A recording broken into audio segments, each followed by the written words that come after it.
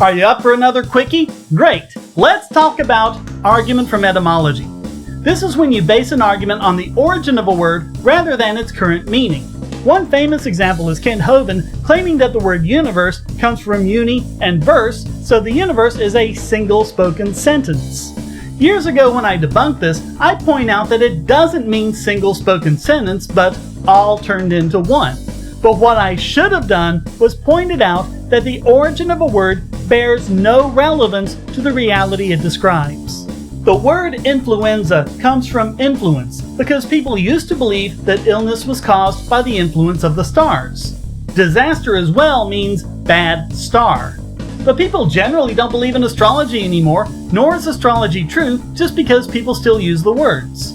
We can say sunrise and sunset without being geocentrists. We can say thank God without being theists.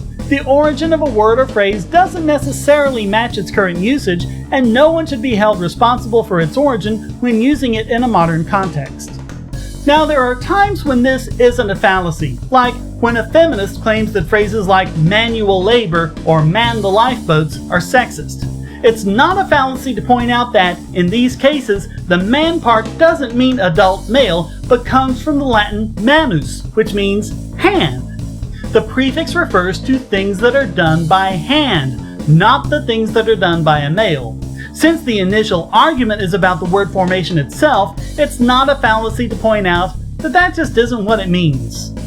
But really, there should be no room for discussion of word origins at all in a rational debate.